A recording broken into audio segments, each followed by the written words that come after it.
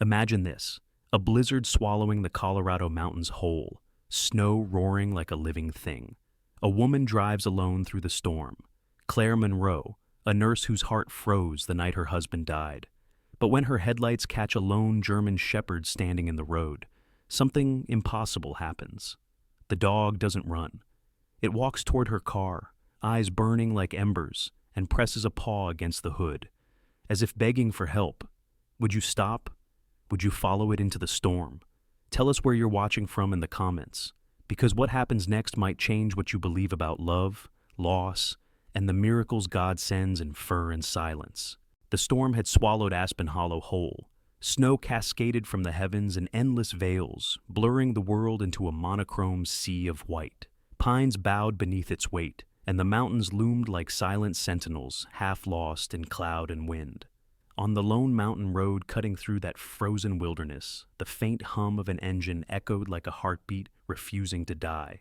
Behind the wheel of a silver Subaru Outback, Claire Monroe, 37, leaned forward to peer through the windshield wipers, thrashing against the blizzard. Her face, illuminated by the dashboard's blue glow, bore the quiet exhaustion of someone who had given too much for too long. She was tall, slender in the way of someone who often forgot to eat, with auburn hair tied back beneath a wool cap. Her eyes, gray like early winter skies, held the stillness of a lake frozen after loss.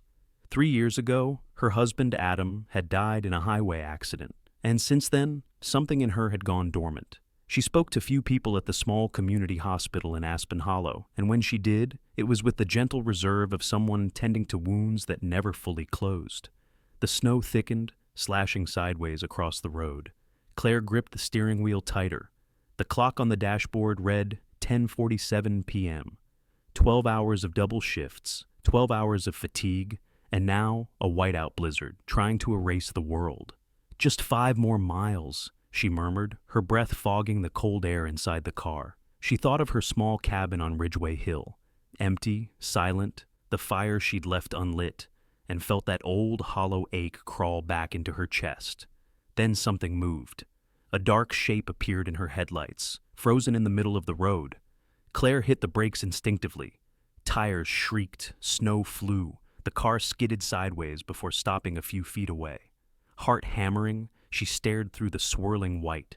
A German shepherd stood there, motionless, proud, its coat a storm-tossed mix of sable and frost. Snowflakes clung to its fur, to the long ridge of its back. Its golden brown eyes burned like 2 small lanterns in the dark. The dog didn't flinch or run. Instead, it took a slow step forward, head low, but gaze steady. Then, with a sound that wasn't quite a bark, not quite a whine, it lifted one paw and placed it gently on the hood of her car. Claire blinked, unsure if she was dreaming. Her first thought, it's hurt, lost, maybe abandoned. Then came another, stranger one. It's asking for help. She turned off the engine. The silence that followed was immense, filled only by the roar of the wind. When she opened the door, the cold struck her like a physical blow. Her boots sank deep into snow. "Hey there," she called, voice trembling from more than cold. "Easy, it's okay." The dog tilted its head, then stepped back, tail low, but not tucked. When Claire moved closer, it didn't retreat. It circled once, then caught. Her sleeve lightly between its teeth and tugged, not hard enough to harm, just enough to guide. Claire froze. Years of nursing had taught her to recognize intention, in humans, in silence, even in pain. There was purpose in that gesture. "Are you showing me something?" she whispered. The dog looked up at her again, and in those eyes she saw something she hadn't seen in years, hope mixed with desperation. That fragile thread of trust that only surfaces when everything else is gone. She hesitated, glancing back at the car. The storm howled, snow already burying her tire tracks. Logic told her to stay inside, to call for animal control, to survive the night first. But something deeper spoke louder, a quiet voice that said, "You've followed worse darkness before, and this one might just lead you back to the light." She grabbed her flashlight and shut the car door. The beam cut through the snow like a spear. The German shepherd trotted ahead, pausing every few steps to check if she followed. They trudged uphill along the roadside. Claire's breath came in white bursts, each step heavier than the last. The world had narrowed to her light, and the faint shape of the dog before her. She noticed the animal's gait, strong but uneven, favoring its left hind leg. Scars ran along its flank, old wounds that told stories of fights survived. "You've been through hell too," she thought. The dog led her off the main road, into the woods where the snow lay deeper. Branches whipped at her coat. "Where are you taking me?" she muttered, though she half expected no answer. But the shepherd barked once, short, sharp, insistent. Minutes felt like hours. Then she saw it, a fallen pine, massive, half buried in snow. The dog ran to it and began pawing frantically at a hollow near the roots. Claire's pulse quickened. She knelt beside the tree, brushing snow away with her gloves. Inside the hollow, pressed against the frozen earth, lay a tiny puppy, barely breathing. Its fur was the same mix of tan and black, its body shivering uncontrollably. The little chest rose and fell in weak, uneven rhythm. Claire gasped. "Oh, God." The shepherd nudged the pup with her nose, whining softly. Her eyes found Claire's again, pleading now, raw with maternal terror. Claire reached in, hands shaking, and lifted the small body. It was light as a breath, the skin cold to touch, the tongue pale. She felt the faint, fading pulse beneath her fingers. "Severe hypothermia," she murmured aloud, mind switching to instinct. "If I don't warm it now—" She pulled the emergency blanket from her coat pocket, an old habit from night shifts in the ER, and wrapped the pup tight. But the cold was relentless, and the tiny heartbeat was slipping away. Without thinking, Claire pressed the puppy against her chest, beneath her coat, against the steady warmth of her body. The shepherd, its mother, she realized now, stood inches away, eyes fixed on every movement. "It's okay, Mama," Claire whispered. "I've got her. Let's get her warm." The dog barked once, almost approvingly, then turned and began trudging back toward the faint glimmer of headlights through the trees. Claire followed, stumbling through snow that reached her knees. Her arms ached from cradling the fragile life, but she didn't dare loosen her hold. By the time they reached the car, her fingers were numb and her face burned from wind.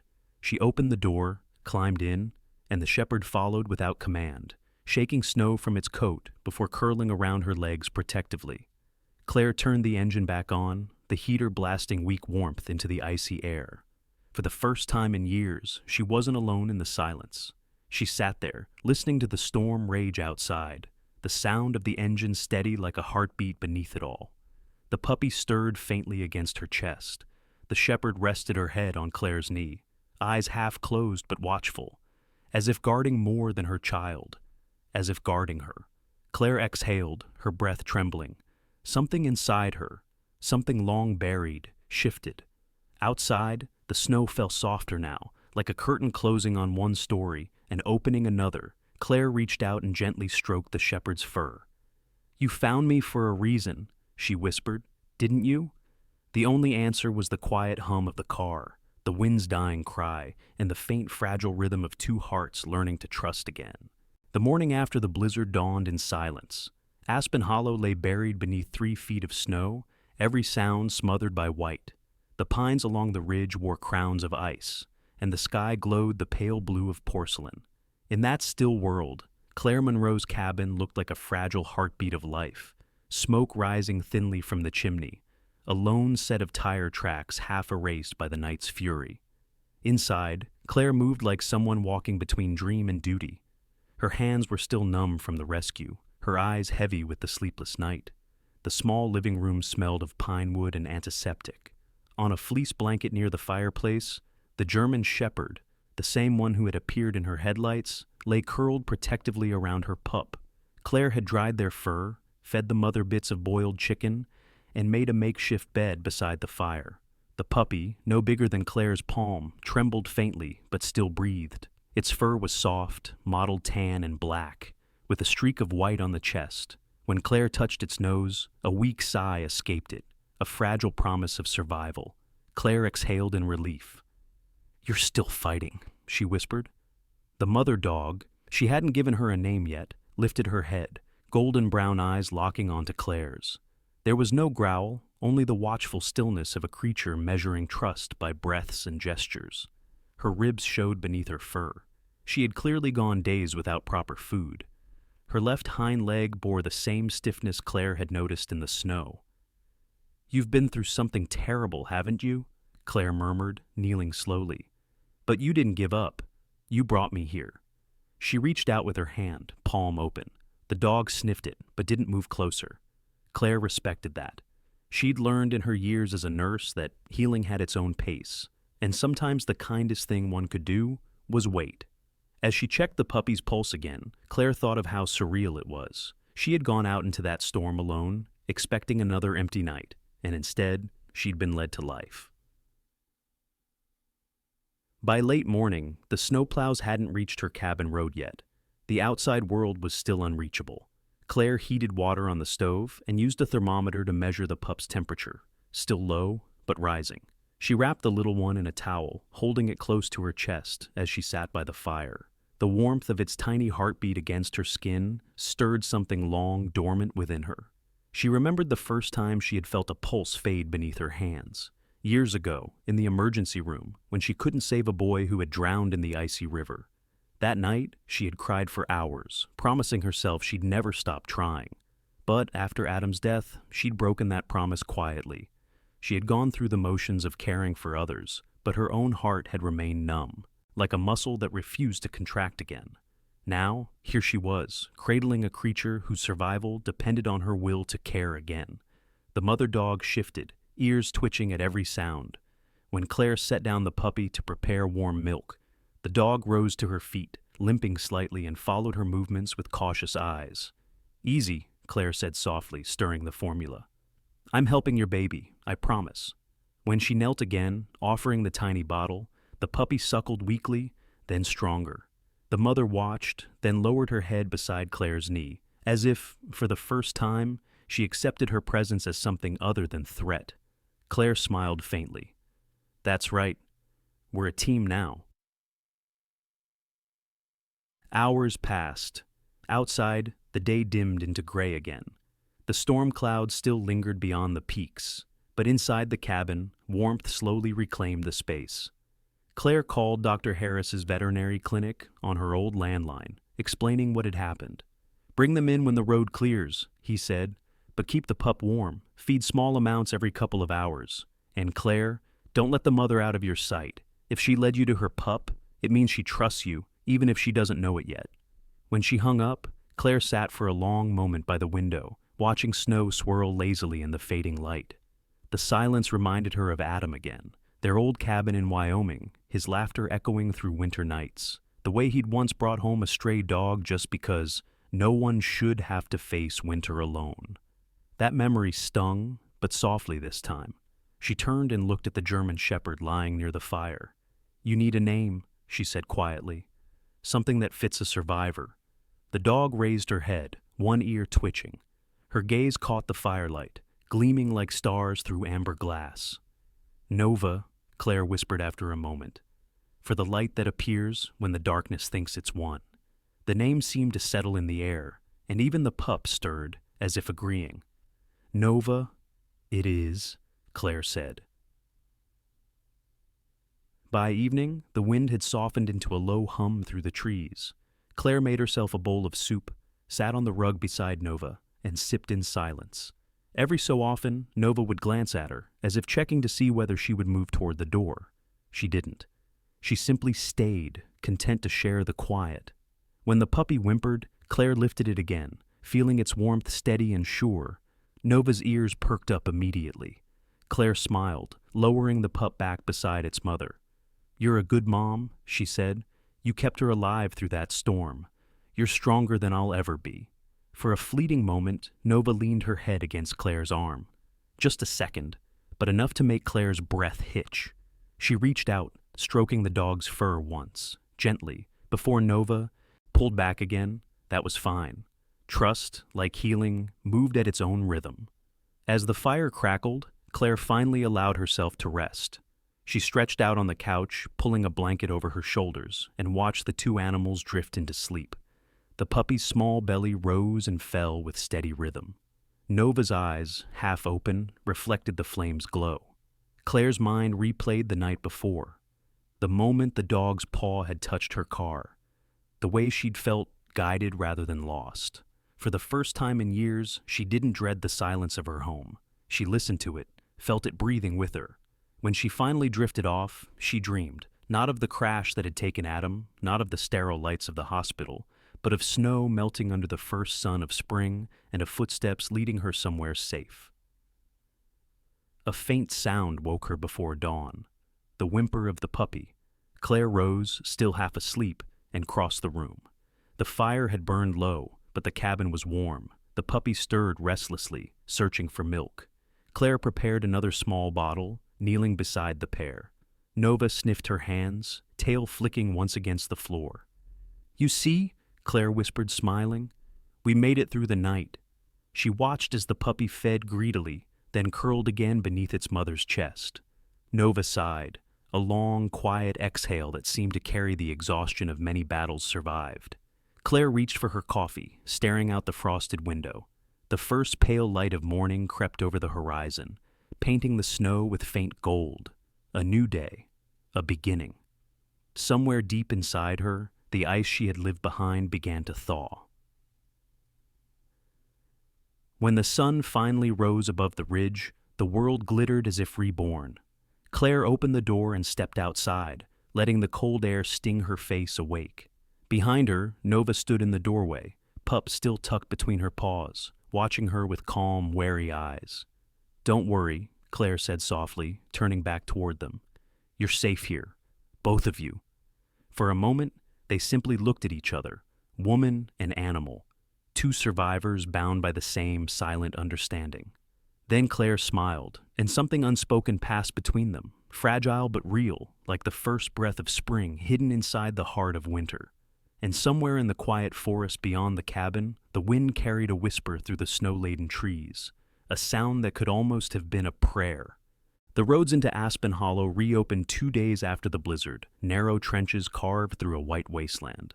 Claire Monroe drove carefully, her Subaru humming softly as it descended the winding mountain road toward town. The German shepherd, Nova, sat upright in the back seat, alert but calm, her golden eyes scanning every passing shape of snow and pine. On her lap, inside a fleece-lined carrier, the puppy slept, tiny, warm, alive. Claire's knuckles whitened on the steering wheel each time the tires hit a patch of ice. It wasn't just the road that made her tense. Something deeper coiled in her chest, the quiet fear of what she might discover at the veterinary clinic. "Almost there, sweetheart," she murmured to the pup. "Dr. Harris will take good care of you." The drive into Aspen Hollow took 40 minutes. The town was a cluster of weathered buildings nestled in a valley rimmed by mountains, smoke rising from chimneys like ribbons of gray. It was the kind of place where time forgot to hurry, where faces were familiar even when you didn't know their names. Claire had worked here as a nurse for 8 years, but she'd rarely ventured beyond the hospital and her cabin. When she parked outside Aspen Hollow Veterinary Clinic, the wind cut through her coat with biting teeth. Nova leapt out first, graceful despite her limp, her fur glinting in the morning light. Claire followed, cradling the sleeping puppy close as they stepped into the clinic's warmth. The smell of antiseptic and cedarwood greeted her, clean, safe, professional. Behind the counter, Dr. Harris, a man in his late 50s with silver hair and a kindly but sharp face, looked up from a clipboard. His round glasses fogged slightly as he smiled. "Claire Monroe," he said, recognizing her instantly. "Heard you had quite the rescue. Let's take a look at your passengers." Dr. Harris was the kind of man who carried both patience and authority in equal measure. Tall, broad-shouldered, he moved with the steady precision of someone who had spent a lifetime caring for creatures that couldn't speak their pain. His clinic walls were lined with photos, rescued animals, smiling owners, newspaper clippings about adoption drives. Claire set the puppy down gently on the examination table. Nova stood beside her, tail stiff, eyes following every movement. "She's protective," Claire said. "As she should be," Harris replied, lowering his voice. "Let's not make her nervous." He examined the pup first, temperature, heartbeat, reflexes. "Mild frostbite on the paws," he murmured, "but you got to her in time. Good job, Claire." Claire exhaled in relief. "She's going to be okay?" With warmth and regular feeding, yes, you saved her life. Harris turned his attention to Nova. Now, let's see what we've got here. He approached slowly, letting the dog sniff his hand. Nova's ears twitched, but she didn't retreat. When he ran the scanner along her neck, the machine beeped. A line of text appeared on the monitor. Harris muttered, adjusting his glasses. She's chipped. Claire's stomach tightened. Can you read it? He frowned.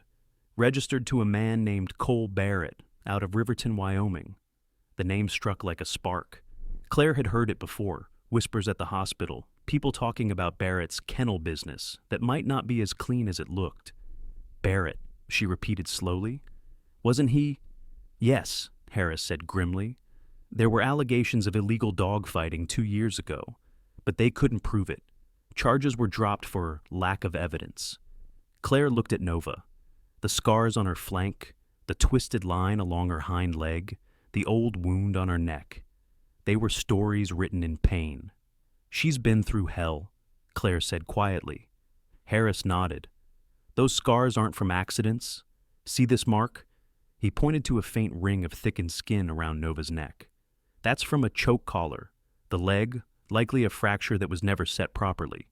Claire clenched her fists. And if she's chipped, that means legally... She still is property, Harris finished. The word property made her stomach twist. You mean, if he finds out she's here, he can take her back? I'm afraid so, unless you can prove neglect or abuse. You can apply for temporary guardianship, but that's just paperwork until something official comes through. Claire looked down at Nova, who was watching her silently. The dog's eyes, though calm, seemed to carry a plea deeper than language. In them, Claire saw herself, alone, scarred, barely held together by the will to keep breathing. She led me to her puppy in the middle of a blizzard, Claire said. She didn't give up, not even when it could have killed her. Harris's gaze softened. Then maybe it's your turn not to give up on her. He slid a few documents across the counter. Here, form for temporary foster care of a lost animal with identifiable owner. It's not much, but it gives you time.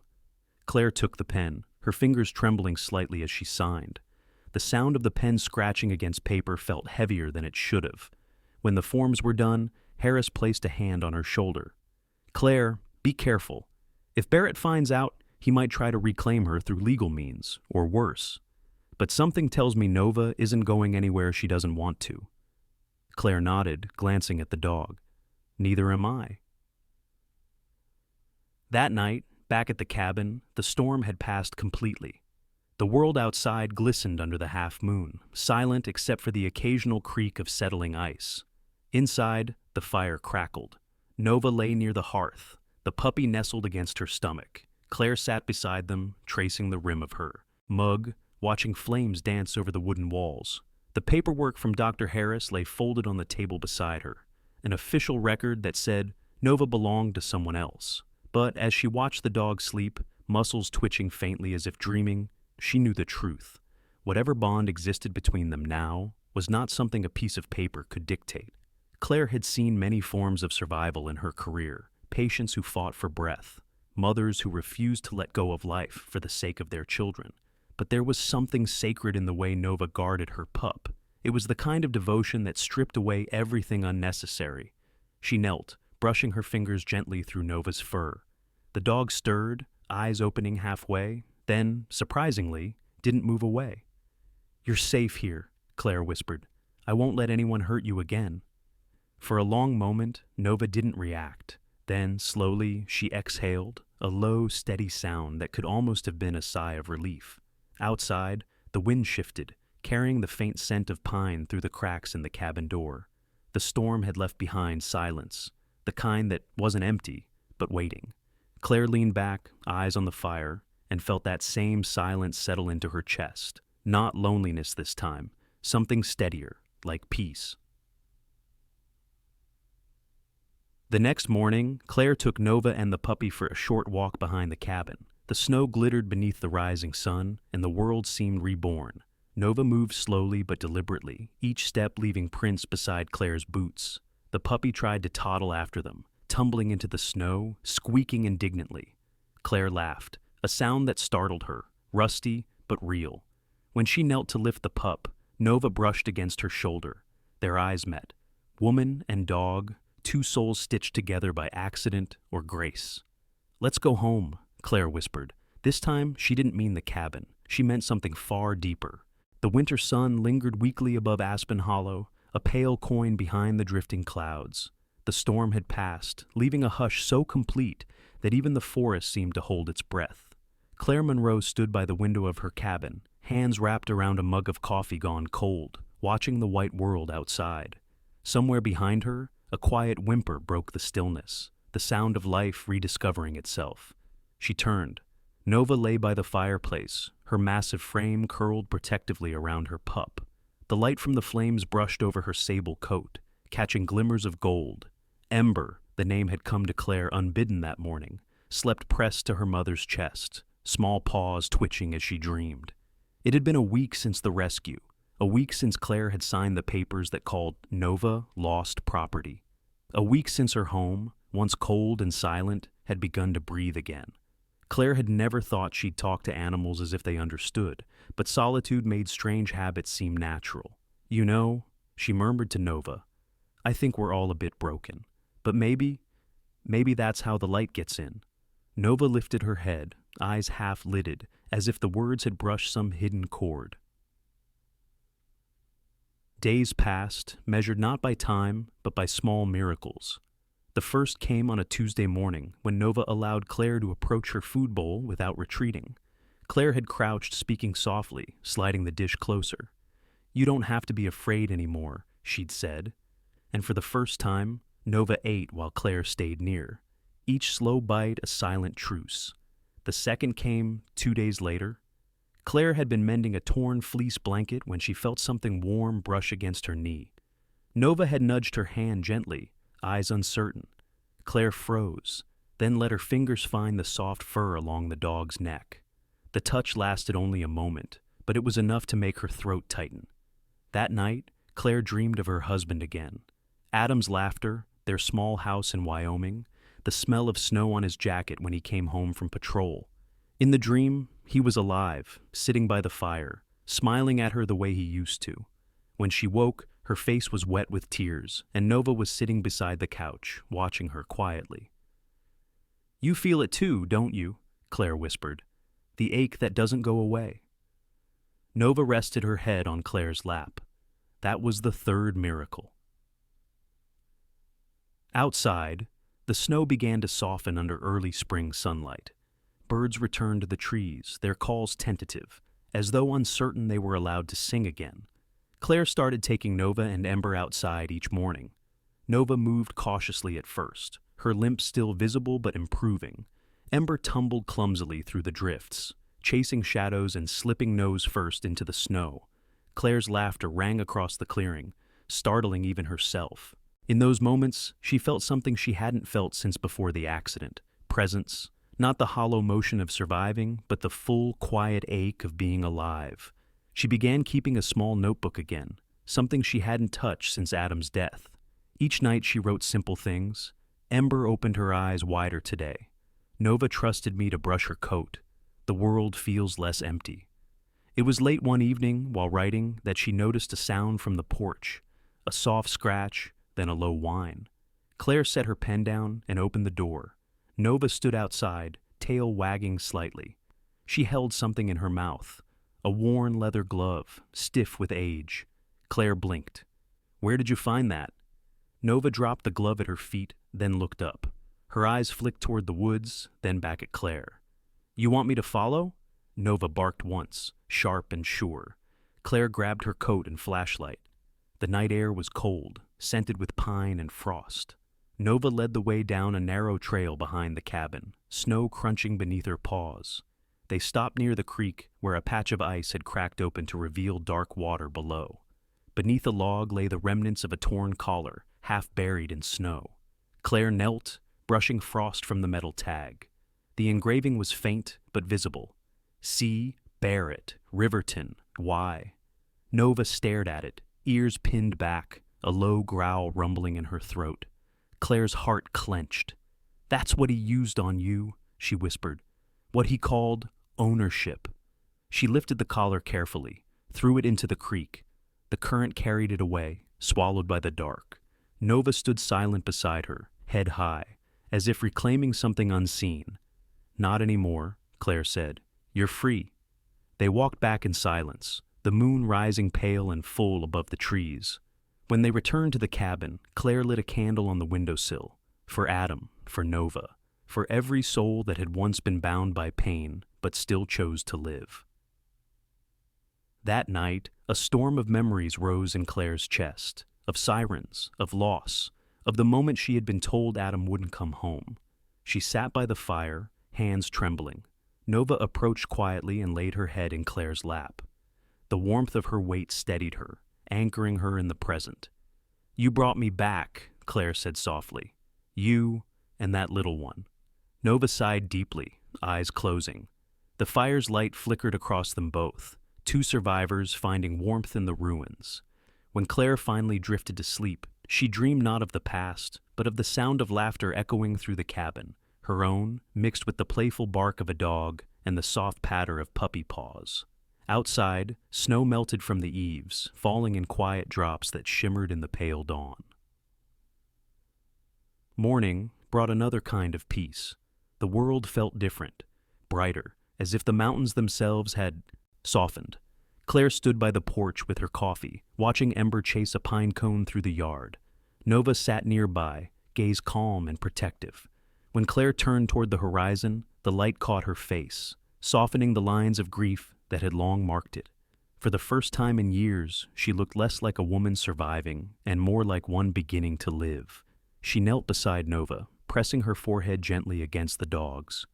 "You've healed more than one broken thing," she whispered. Nova's tail brushed against her leg in answer. Inside the cabin, the fire crackled softly. The notebook on the table lay open to a fresh page. Claire picked up her pen and wrote, "Day 14. The storm has passed, but its echoes remind me of grace. The world feels like it's thawing, and so am I."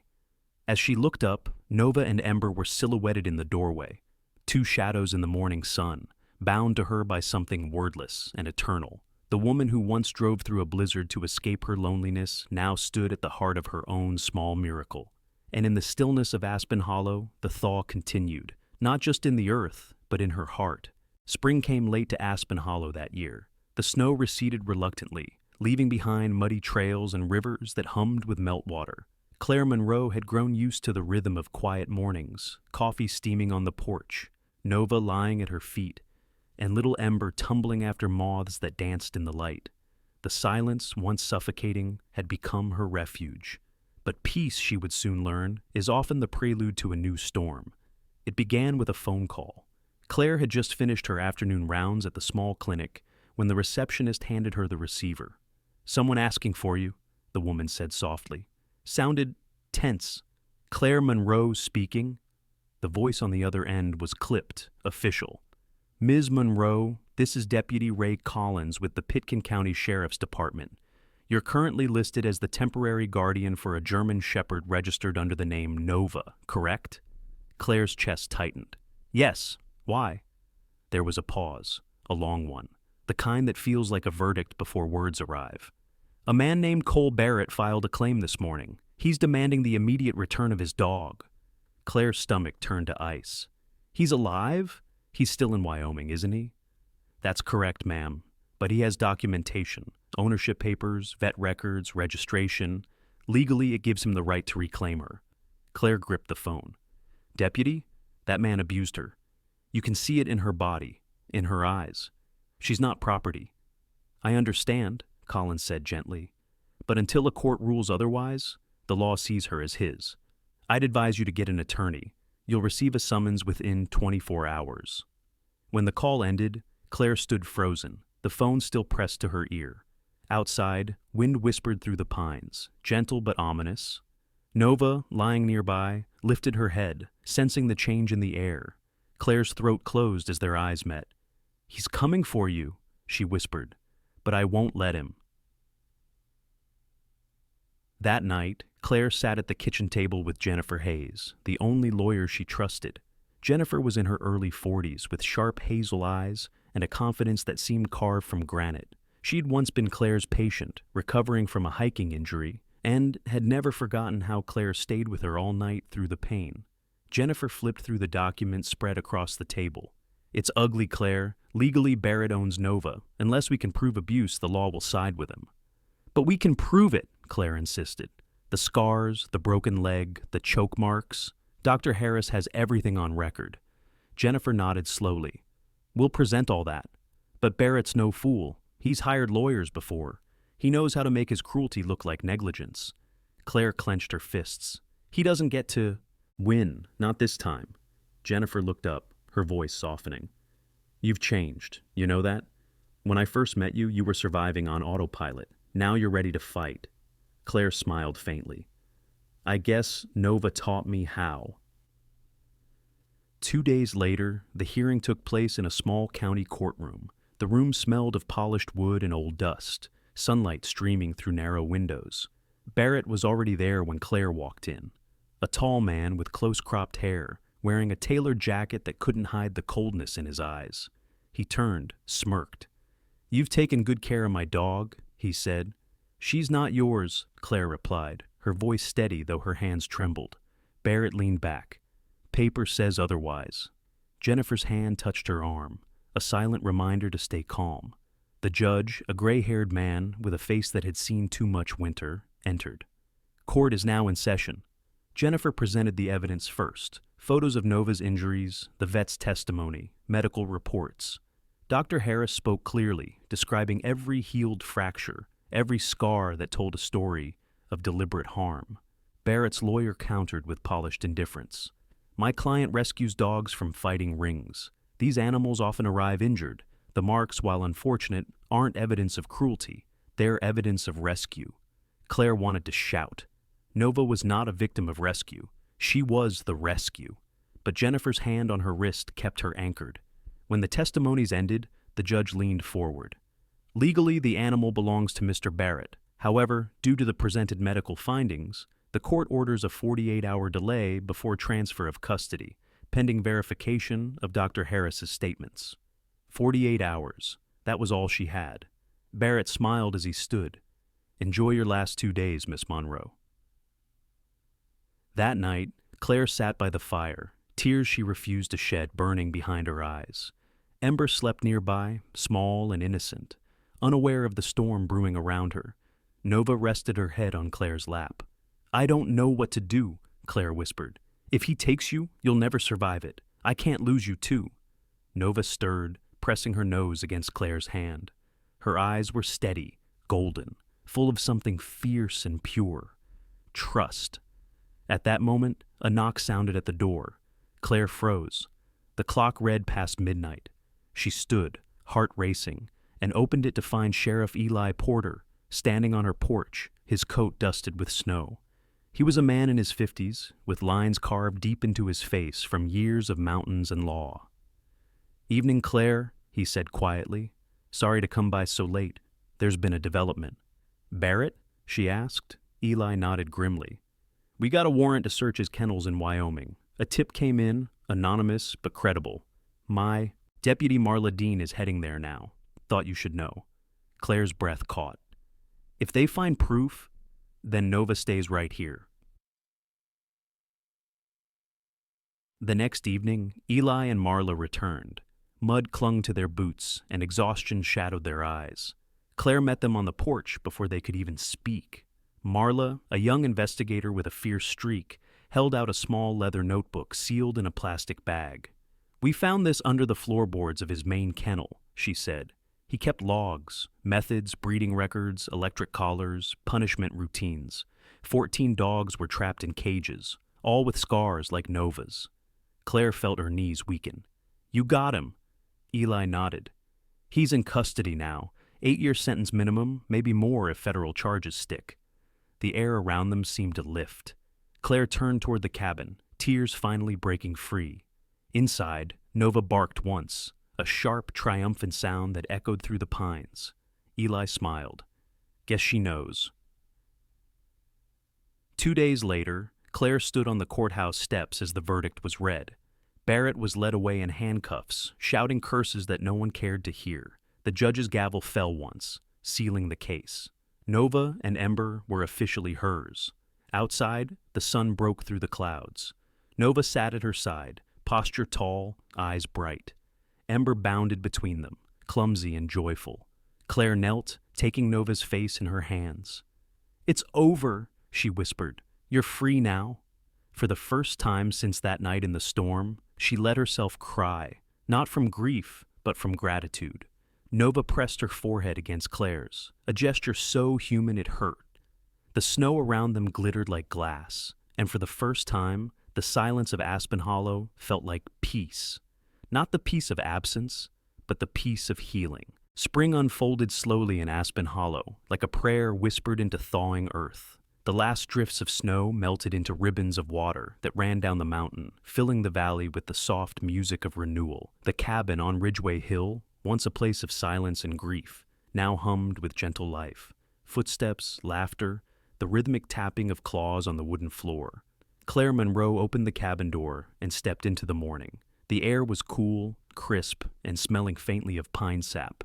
Sunlight spread across the clearing, turning the patches of grass into gold. Behind her, Nova trotted out with a steadiness that still amazed her, the proud German shepherd moving with quiet dignity, her once injured legs stronger now after the weeks of therapy. Ember followed close behind, all ears and energy, tripping over her own paws before tumbling headfirst into the mud. Claire laughed, a sound that had become familiar again. "Ember, you're supposed to walk, not swim." The puppy barked in reply, a high, clumsy sound that made Nova flick an ear but remain seated, patient and calm. Claire shook her head, smiling. There was a time she would have let the loneliness of this valley weigh her down. But now, surrounded by the two creatures who had wandered into her life that fateful night, she felt something she hadn't dared name in years. Joy. Later that morning, Claire drove to town for supplies. As she parked in front of the Aspen Hollow Veterinary Clinic, the familiar sound of the doorbell greeted her. Dr. Harris looked up from a desk piled with paperwork, his face creasing into a grin. "Well, if it isn't my favorite trio," he said. "How's our hero doing?" Claire crouched beside Nova, rubbing behind her ear. She's walking almost perfectly now, still a little stiff in the mornings, but you'd never know she'd been through what she has. Harris nodded, examining Nova's leg gently. "Her recovery's remarkable. You've been doing the therapy exactly right, Claire. Keep those exercises going." Ember, meanwhile, was busy gnawing on the strap of Claire's bag. Harris chuckled. "And this one, born from fire, right? The name suits her." Claire smiled softly. "She reminds me that something broken can still create light." The doctor paused, eyes warm. "And you, Claire? How's your healing coming along?" She hesitated, then answered honestly. "Better. Some days still hurt, but I'm learning to live again." "Good," he said quietly. "Because they need you whole. And I think in their way, they're helping you get there." Claire nodded, her gaze drifting to the window where sunlight caught Nova's fur. "I think they already have." When she returned home that afternoon, the mountains were glowing beneath a sky streaked in rose and silver. Claire unloaded the car, humming under her breath. The sound of her own voice startled her sometimes, a melody that used to belong to another life, one shared with Adam. Yet now, when she sang softly while cooking or driving, she no longer felt the ache of his absence like a wound. It was there, yes, but gentler, like a scar that had learned to coexist with the skin around it. Inside, the fire flickered warmly. Nova rested near the hearth while Ember pounced on a piece of rope, tugging and growling at her invisible foe. When Claire knelt beside Nova, she ran her hand over the smooth fur along the healed leg. "You're getting stronger every day," she said. Nova tilted her head, eyes filled with the kind of knowing that transcended words. She lowered her head into Claire's palm, letting out a slow sigh. That evening, Claire sat by the window, watching dusk descend on the forest. She had written to Sheriff Eli Porter earlier, thanking him for everything, for believing her, for standing up against the cruelty that had haunted Nova's past. His reply had been brief but kind. "Justice may move slow, but it always finds its way home." Barrett's sentencing had been finalized that week. 8 years in prison. Not enough to erase what he'd done, but enough to ensure he would never touch another living creature again. Claire didn't feel triumph when she heard it. Just peace, the quiet kind that follows long after the storm. As the last light faded from the mountains, she reached for the 2 leather collars she'd ordered. She had spent hours choosing the right ones. Simple, hand-stitched, dark brown, like the color of forest bark. Her fingers traced the engraved letters before she slipped each onto their rightful neck. For Nova, loved and free. For Ember, born from fire, loved always. Nova stood still as Claire fastened the collar, regal and calm. Ember, on the other hand, spun in circles, tail wagging wildly. Claire laughed through tears. "You're official now," she whispered. Later, as twilight deepened, the 3 of them sat on the porch. The air was cool, carrying the scent of thawing earth and distant rain. In the valley below, the lights of Aspen Hollow twinkled like tiny stars. Claire leaned back against the wooden railing, her eyes soft with thought. "I used to think love ended," she said quietly, half to herself. "That when Adam died, the world closed around that space and nothing could live there again. But now I know, love doesn't end. It changes shape. It comes back when you least expect it, sometimes with 4 paws and a broken leg." Nova turned her head, resting it on Claire's knee. Ember curled at her feet, tiny body rising and falling with each sleepy breath. Claire smiled, brushing tears from her cheeks. "Maybe God didn't send you to be saved," she murmured. "Maybe he sent you to save me." The fireflies began to glow in the grass, one by one, like sparks of faith reborn. As night settled fully, a gentle rain began to fall. Not cold like winter's storms, but soft, life-giving, full of promise. Claire gathered Nova and Ember inside, closing the door against the chill. She lit a single candle on the table, its flame steady despite the wind outside. The shadows it cast were long, stretching across the wooden walls like memories made visible. She opened her journal, the same one she'd once filled with grief, and began to write. Today, Nova walked without limping. Ember learned to climb the porch steps by herself. I think of Adam often, but not with pain, more like gratitude for the love that once was and the love that still is. God didn't give me back what I lost. He gave me something new to hold, something to teach me that miracles don't always roar. Sometimes they whisper. She set the pen down, staring at the words until they blurred through her tears. Outside, the rain eased, and a sliver of moonlight broke through the clouds. Claire walked to the door and opened it. Nova followed, sitting beside her, head high. Ember stumbled out behind, tail wagging sleepily. The night air smelled of earth and beginnings. Claire whispered into the stillness, her voice trembling with faith and love. "Adam, I think I finally understand. God didn't bring you back because he never meant for love to stay in one shape. He just sent it back to me. In fur and heartbeat and trust." Nova leaned closer, pressing against her leg. Ember curled up beside them both. The 3 souls sat together under the rising moon. One healed, one healing, and one just beginning, as dawn waited quietly beyond the edge of night. And when the first light of morning touched the snow-fed hills, it shone on them like a benediction. Sometimes God's greatest miracles don't come with thunder or light. They come quietly, in the warmth of a loyal heart, in the strength to love again, and in the small moments that remind us we are never alone. Claire, Nova, and Ember show us that even after loss, faith can lead us to healing, and love can be reborn in ways we never expect. In our own lives, when everything feels cold or broken, remember that God still works through ordinary days and humble hearts. Every sunrise, every act of kindness, every breath of peace is proof of His grace. If this story touched your heart, share it with someone who needs hope today. Leave a comment, tell us how this story made you feel, and don't forget to subscribe for more stories of faith, love, and miracles. May God bless you and your family with courage, peace, and light. Type Amen in the comments if you believe His miracles still happen every day.